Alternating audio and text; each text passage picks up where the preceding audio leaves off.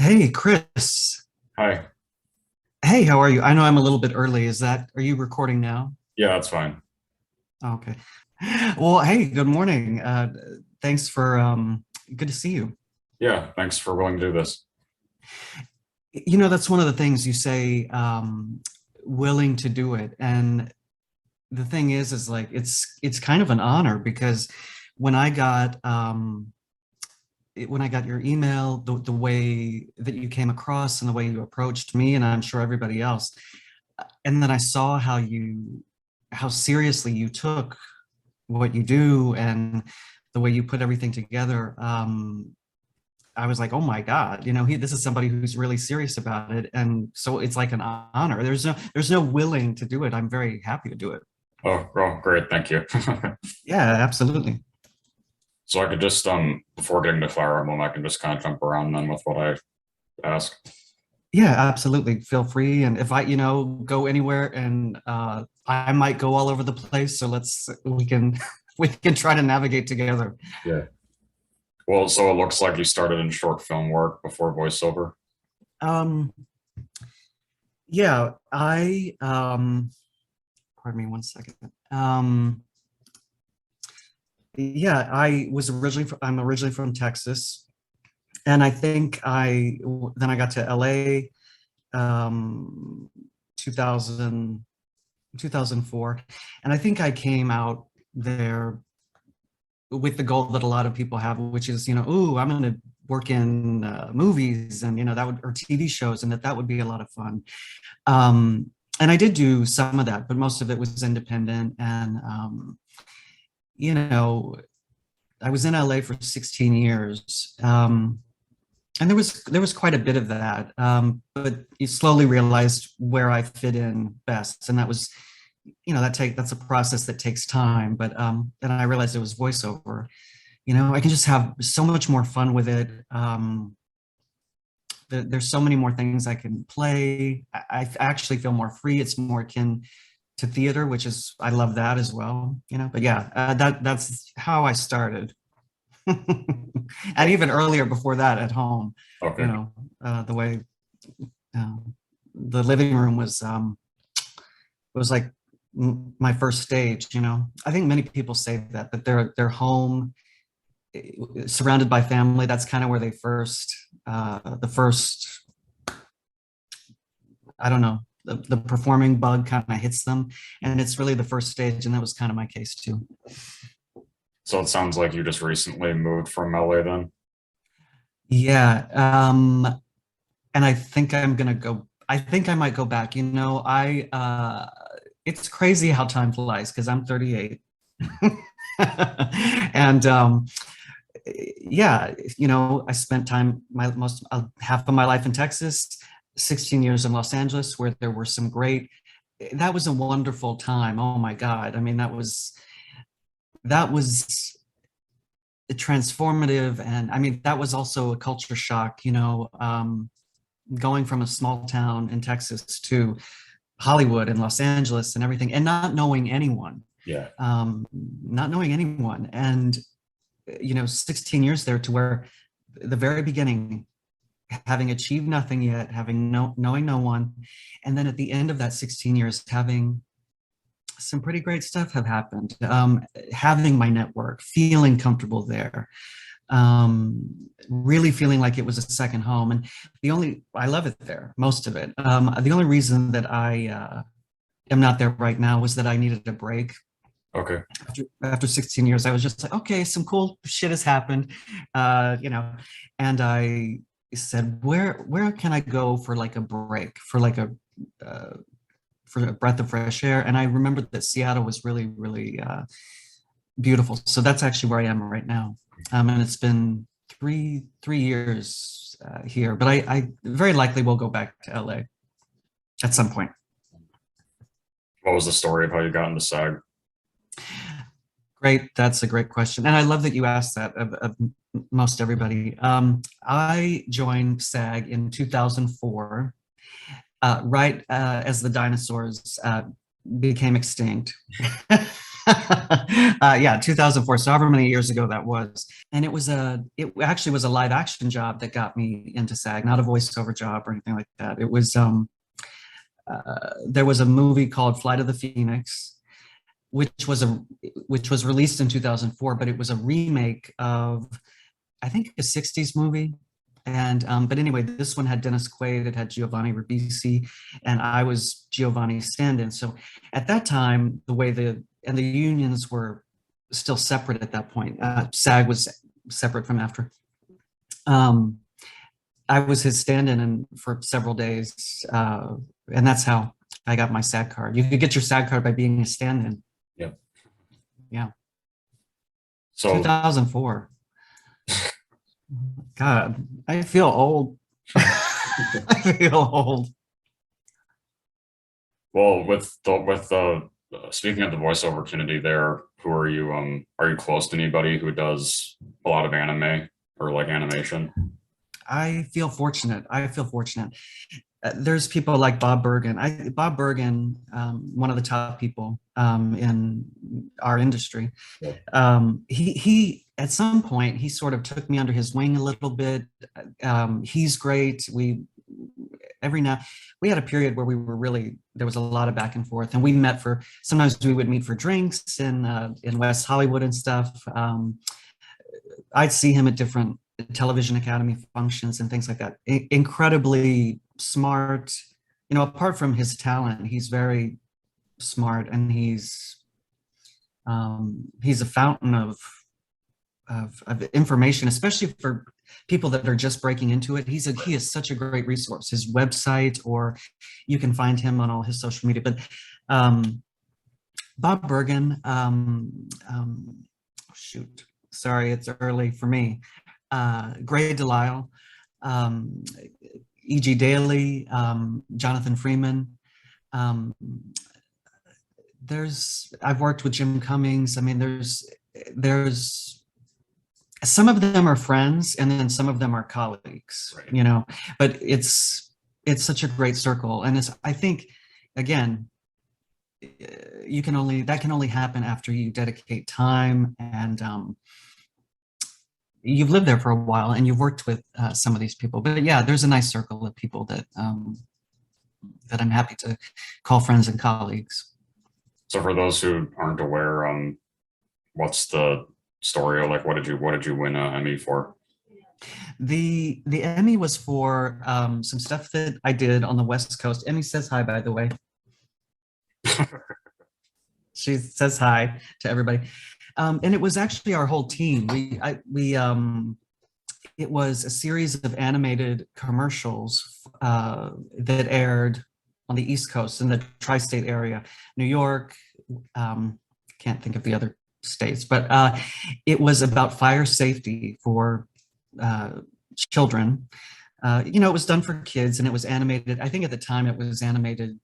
It was flash animated, but it was so well done, and it was something that FEMA, the government, had sponsored and provided money for this to be created.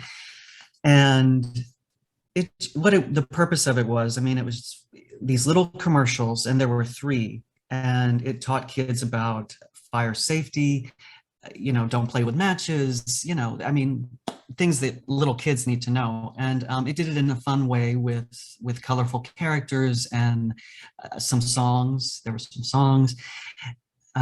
So that's what the Emmy was for. And we had a great team, from the producer, Mary Shanahan, to the writer of it.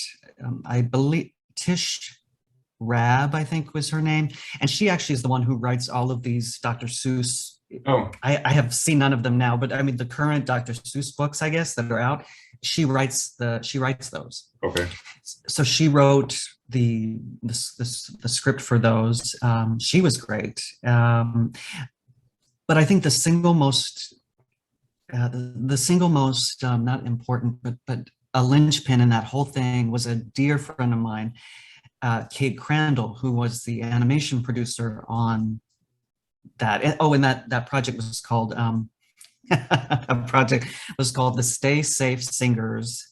But anyway, was Kate Crandall, and she was the animation producer at the company Super 78, who actually did the animation for that. And I was my role, I was the campaign mascot. So I was front and center.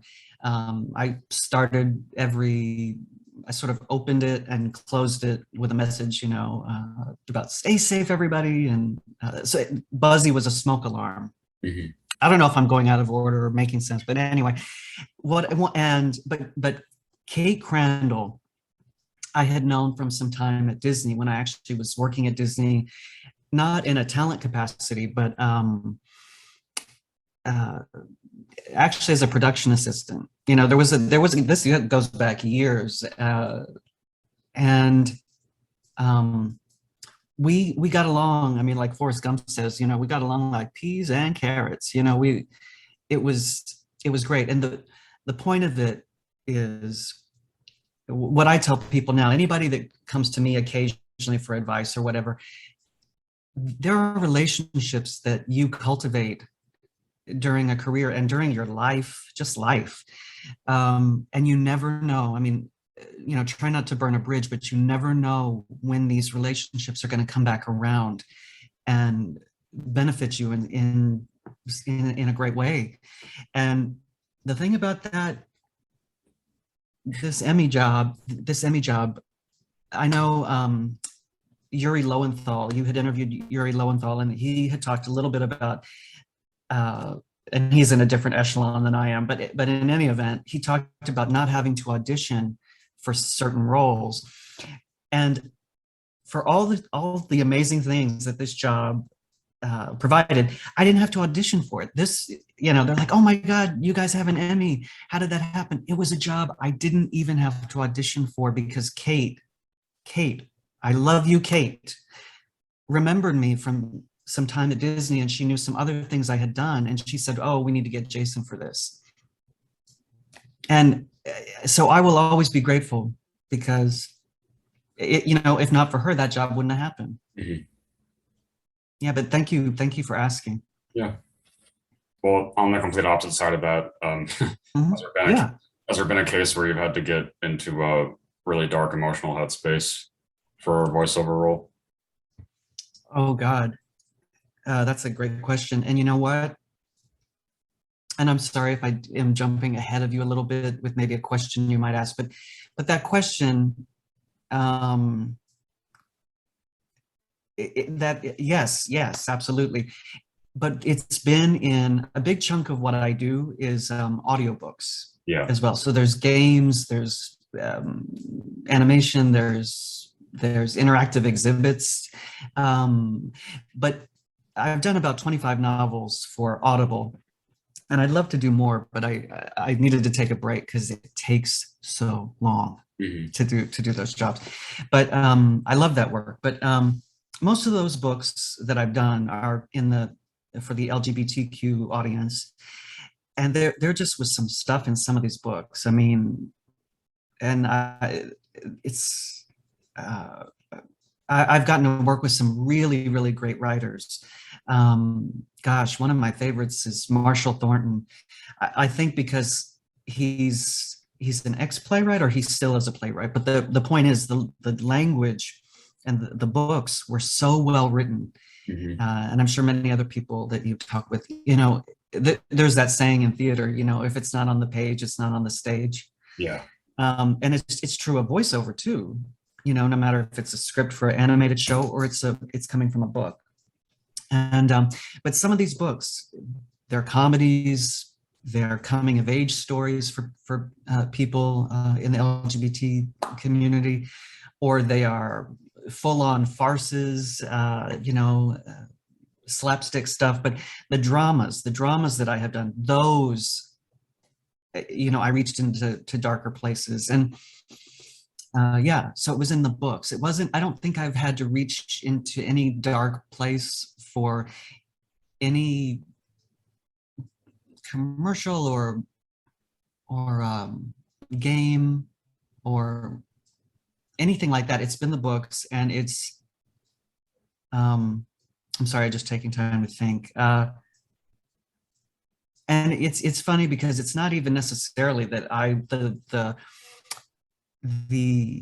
the dark place that I'm going to, or the emotion that I'm thinking of, is even related to what I'm saying in the book. Mhm. It could be an entirely different thing that I went through. Or and I'll just say, I mean, I'll just say what I can, which is a lot of that has to do with family. I am very close to my family. My family's great. And the older you get, you know, you experience things in life, and you go through things, life stuff, medical stuff, different things. And so I just was, sometimes I'd pull from that because that's where a lot of my emotion, and it still is. I mean, I mean, yeah, I could, anyway, that's where it came from. Yeah. Those dark, and I don't mean that my family's dark or anything. My family is so great, but you know, you go through shit in life, and that's what I was pulling from. I just, yeah. So I know that in most cases with people I've talked to, that when Fire Emblem Heroes comes about, it's a pretty general audition. Was that your case as well? Yeah, yeah, and thank you for asking, Chris. That was, I think, a lot of people that you've interviewed. You're on a roll with the Fire Emblem Heroes thing. I like that. I'm going to echo what someone else. God, I cannot remember his name, but it was just a few days ago. Nothing was what it ultimately Right. you know, became. It was I can't give you, I don't think I can give you the code name, but there was a code name. Most of these things have a code name. And the character was not even, well, I guess people now know that I'm Irk, and you know, I'm so grateful to, hopefully you have some questions about that, because I love that. But his name was not Irk. Yeah. His name was not Irk. It was something else. He looked completely different. The drawing was completely different.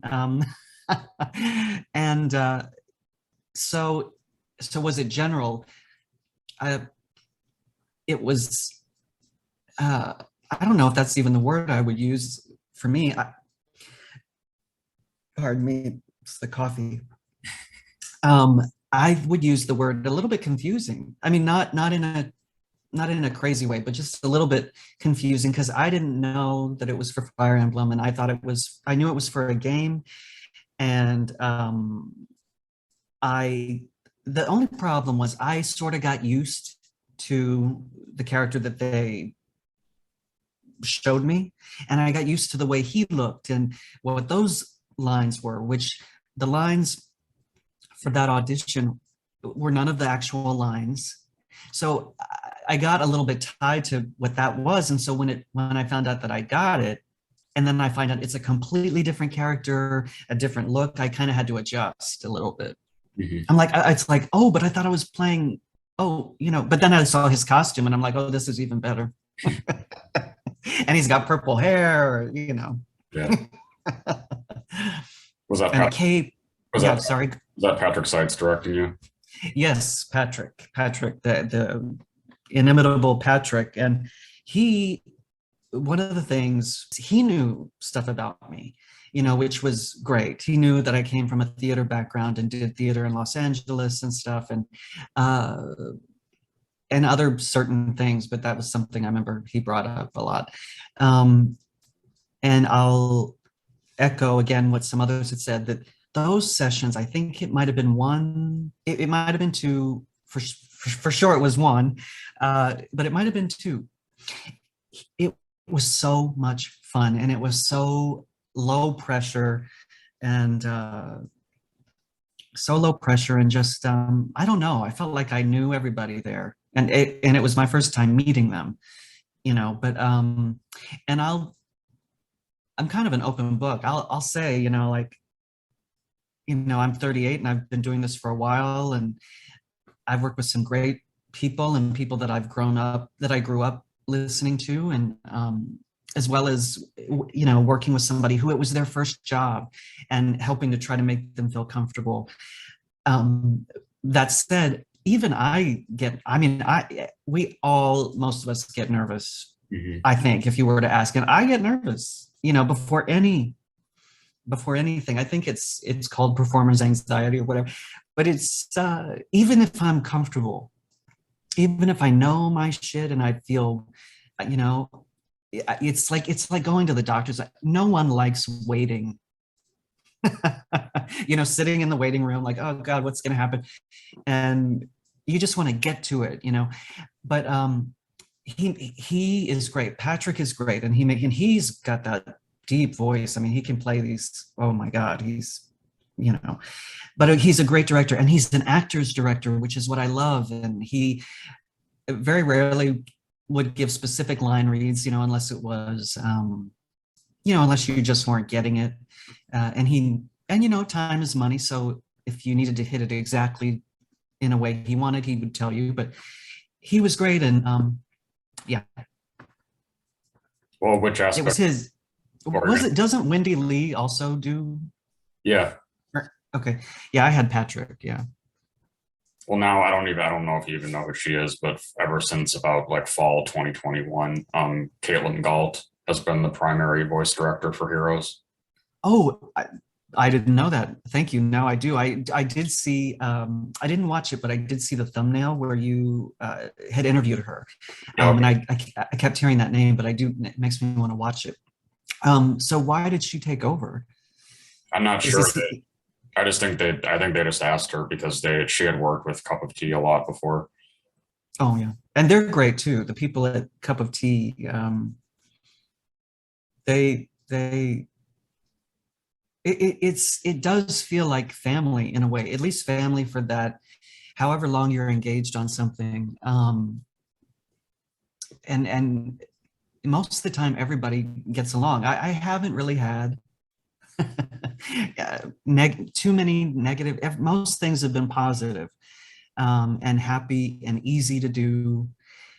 Meaning in terms of some things are hard, but I mean easy from the standpoint of, okay, someone's not going to make this difficult, or like make someone super nervous, or make things hard.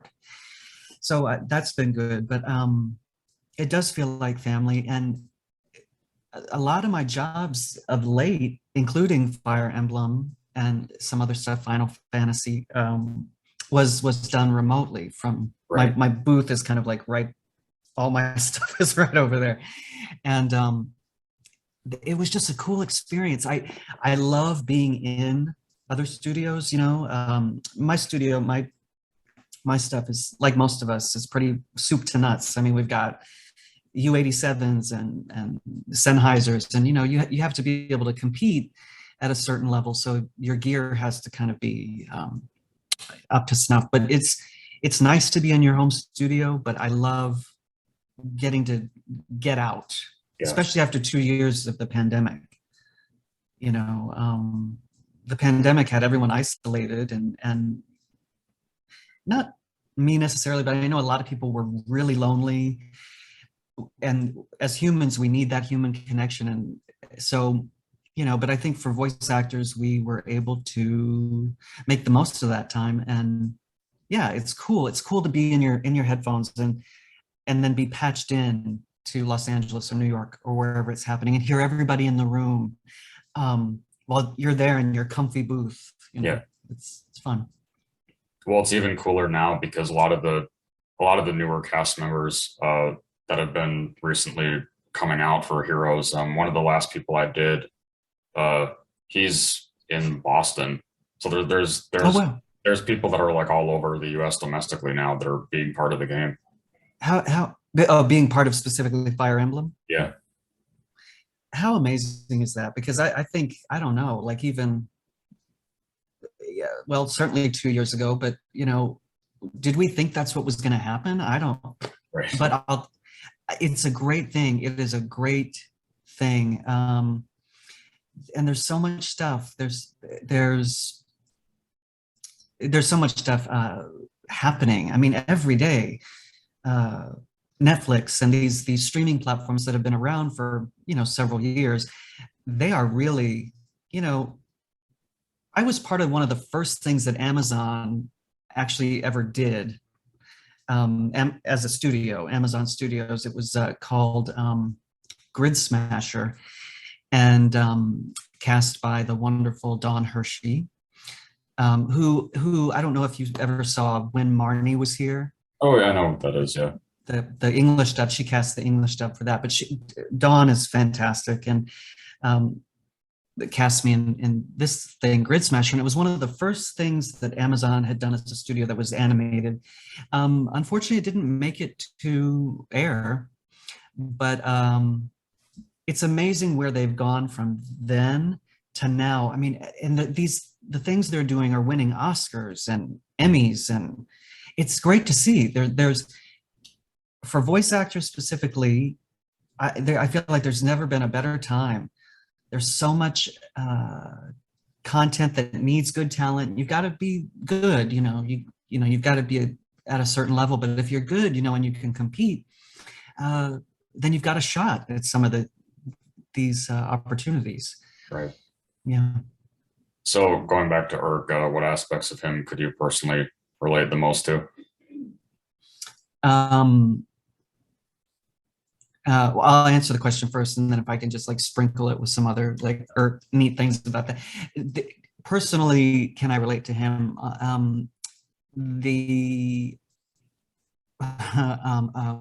What can I relate to?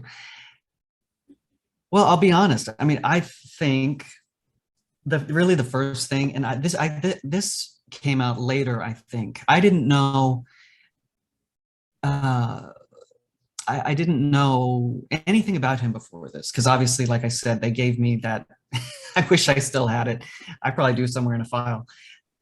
This little, more of like a little boy character with green eyes and like not purple hair. So I was thinking of a completely different direction. And then this guy comes along, and I find out that he's kind of a fan favorite. Everybody has many of these characters are fan favorites because for one reason or another. And I know he had some animosity with this character, Sarah. They would bicker apparently in the older versions. And but anyway, one of the things I found out was that I guess he might have been gay. The character might have been gay. I know later on they gave him they gave him a book of spells. I love that he's A mage. Thank you. I was gonna forget I'm like, what's the technical word that they say? Yeah, he's like a magician, sort of mage. But they gave him a book of spells that actually, was sort of rainbow colored and whatever. And I thought that was really cool.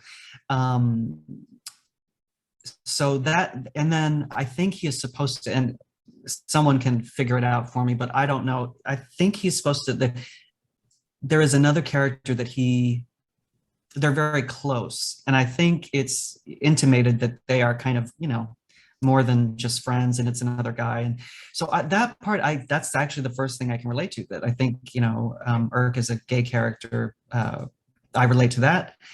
But then apart from that, I like, I can relate to the sensitive, the emotional, and this isn't always explicit in the game, but I mean, just in things I've seen and people's fan art. Oh my God, that's a whole other topic. But, that he is this kind of,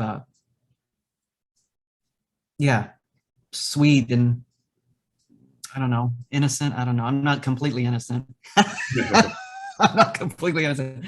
But I guess that I like that he likes, and I think probably the element of whimsy or mad.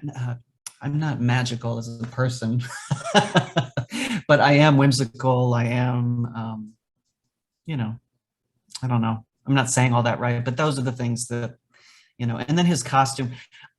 Anyone listening to Chris and I, somebody cosplay me. I would love to actually cosplay myself. I'd love to do the purple hair and the boots and stuff. It's a really, whoever did the design for him, the updated design, it kicked ass. I mean, on all of these things.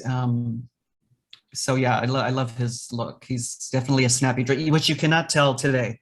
I wanted to be casual, but that's another thing. We're both snappy dressers, typically. Mm-hmm. What a cool thing to be part of something that you probably know better than I do. Like it's like 20 years old. It goes back. 30, yeah. Oh, 30.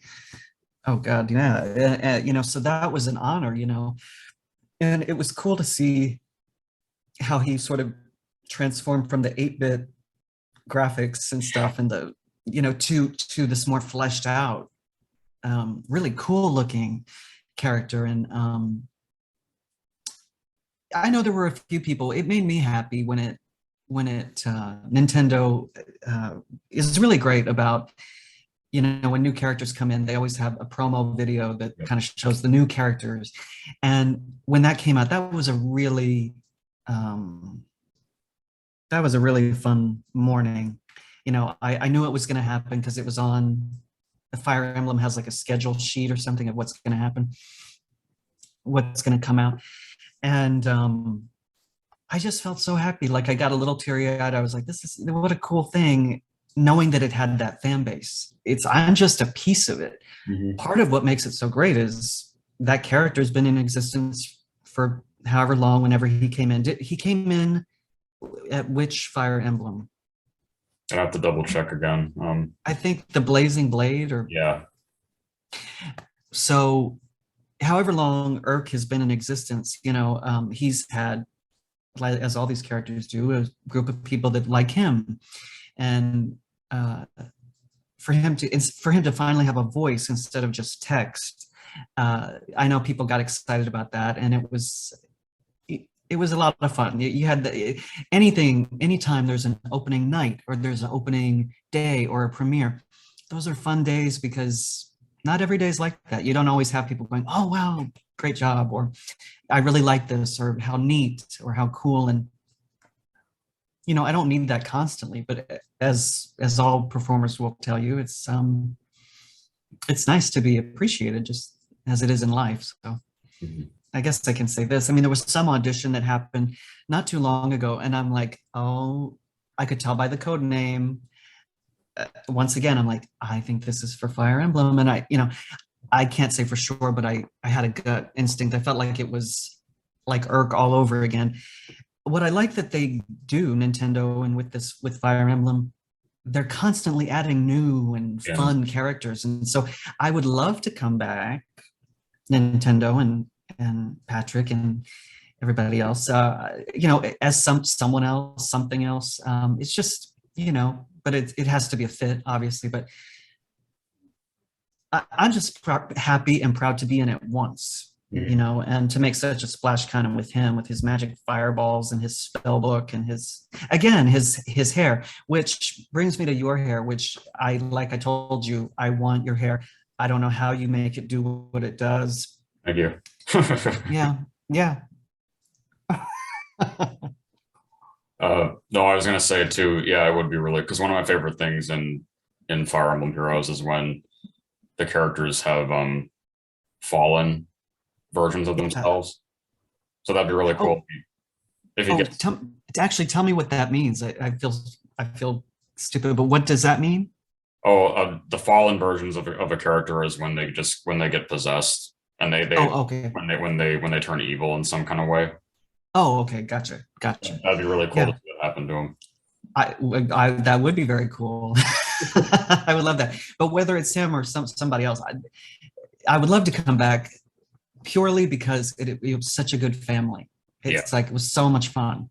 Mm-hmm. Well, then of course there's all the different like Halloween and swimsuit skins and Christmas. All those different things that come out. Yeah.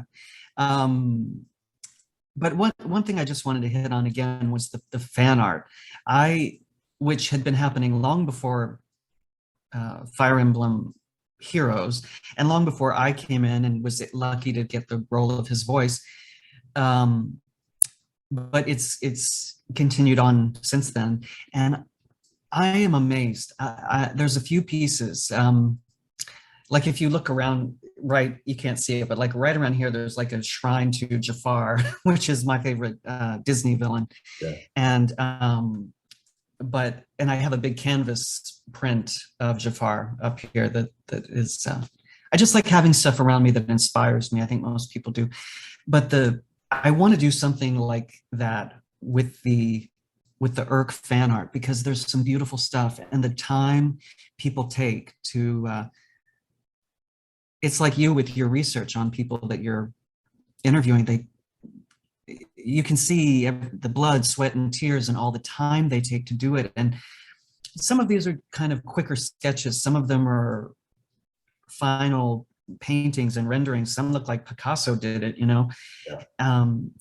And I don't know, again, that has nothing to do with me necessarily.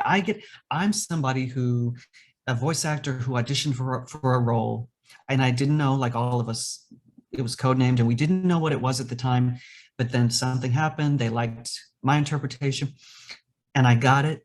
And then when you get this role, whatever role it is, you get to go along for the ride. You get to go along for the fact that it's got the franchise. I didn't design how Irk looks, but I get to benefit from how cool he is, and whatever anybody likes about him. That's not anything I did. Yeah. So there's parts of me in it, certainly, but you get to go along with the ride that Nintendo created 30 years ago. So that's fun. Mm-hmm. Well, that is nice to hear that you recently had what you think might be an audition for it, because obviously there's plenty of people in the game who play like 5 different characters. So yeah, that I've seen, and I think Patrick's one of them. Yeah. Him. I know that you said, well, real quick, to that point, yes, I would love to be one of those people that does 3 or 4, but you had mentioned one of the guys who worked with us, not at the same time, but was David Matranga. And I know that you said you wanted to get an interview with him. I think David's done Fire Emblem Heroes. Yeah, he's one of the handful of people who work in the Texas anime scene that has been in the game. Yeah. That's right. And he is from Houston. Yeah. So that's actually kind of where I'm from. I'm from that area, a little bit south of there, a town called Rosenberg. It's funny, I didn't know that until I got into this all professionally, 17, 18 years ago, I don't know what it is, that so much of the dubbing for anime happens in Dallas. Well, the company is based in Dallas, but that it happens in Texas for not so much the games. I mean, I know that happens, but for the series, anime series. And I'm like, at one point I thought, well, shit, I moved to the wrong state. Maybe I should have stayed in Texas. I don't know. But yeah, Stephanie Shea casts a lot of that. She is also in Fire Emblem Heroes. But Funimation. Did you have a question? Because I'm going off on a. Oh no, it's fine. But Matranga, David Matranga. Yeah, he seems to be doing like am I a fan of his? I know I like his work. The things that I've heard, I'm like, oh my God, great job. And I'm kind of a fan of a lot of people. There's people that I know in real life that I'm closer to. But I loved when he did Harlock, Space Pirate, if you ever saw that. Yeah. But he's got a great career. I mean, he's been doing this for a long time, and the fact that he's able to do so much from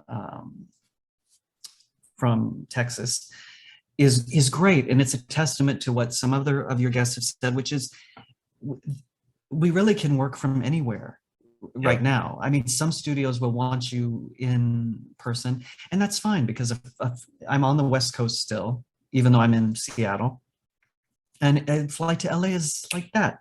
Mm-hmm.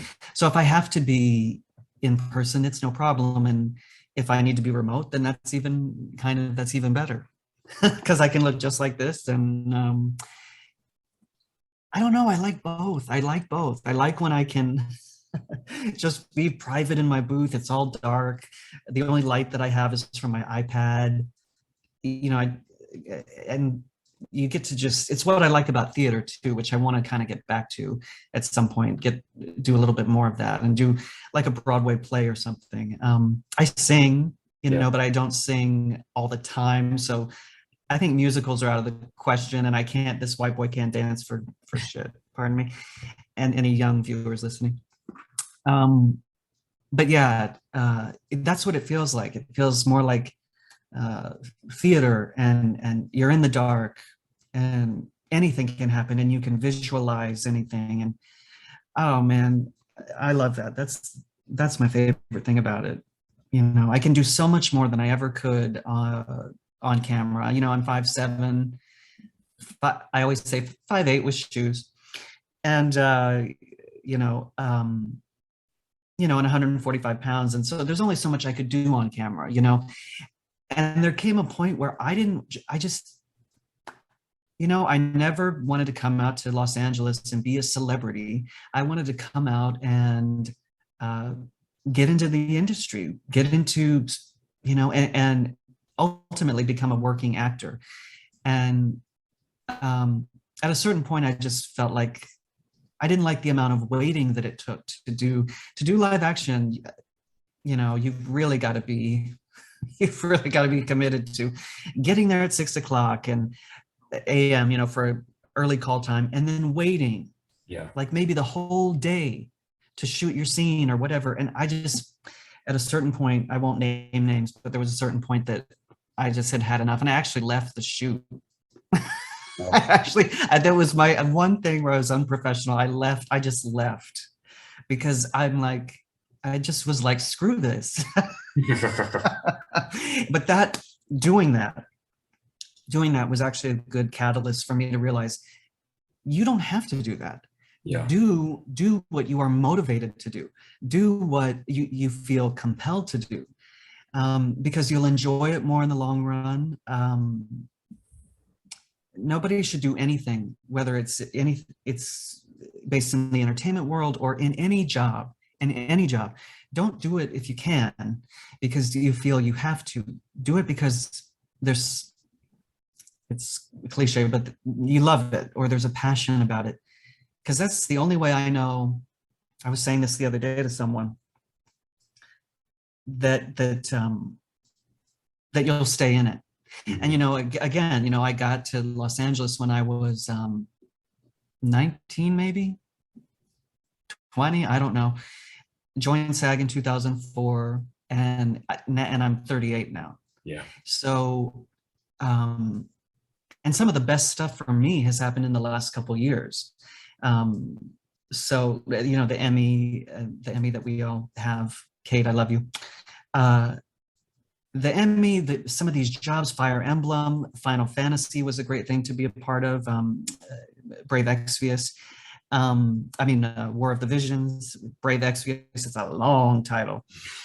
That many other things, but some of the best stuff has been in the last couple of years. So when people come to me sometimes and say, oh, I saw something about you, can you give me some advice? First of all, everybody should go to Bob Bergen for advice. Bob, you're welcome for the plug. But if they come to me or whatever,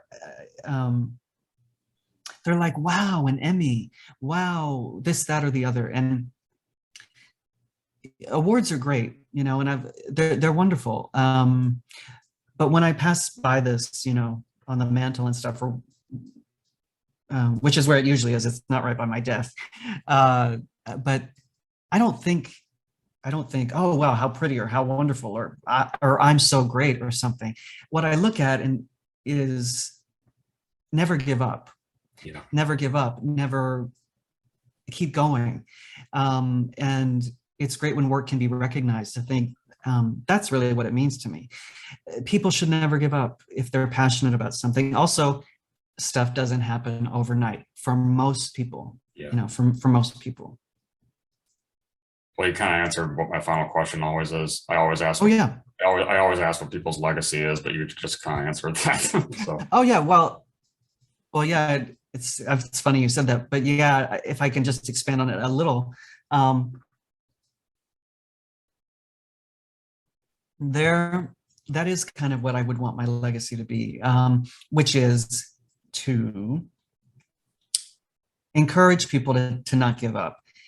And that comes from my experience in entertainment thus far. It comes from my personal life thus far. Things that, if I had given up in any number of things, it's amazing what would have happened, or what wouldn't have happened.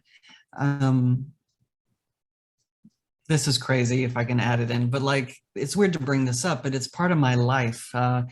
Like, you know, so I have a twin brother, identical twin brother, Eric, who he's artistic in a way I could never be. He's a wildlife artist, an illustrator, and he's amazing. But we almost didn't make it we were preemies, you know, we were born premature, and there was a lot of complications. And the only reason I bring that up in the middle of a voiceover talk is I think we learned early it's almost like we shouldn't even be here, and yet we are. And so, and then other things throughout our life, challenges and different things that have happened, we've always found a way to never give up. And so that would be my legacy. That's what I want. That's what I would want. I'd want, whether it was something, oh, you heard a little bit of my Texas accent. Hey, how you doing? Everybody talks like this. And somehow I miss the accent, but whether they saw me in a play, or they heard me maybe on a recording, or there was something, they turned on Netflix or something and they heard me. I'd want people to be entertained. I want people to feel things. The good and the bad, if that doesn't sound too macabre. I want to be able to play scenes, and I've been able to do it a lot with the audiobooks, but where you do talk about the sad stuff, and sometimes people need to let out a good cry or think on something.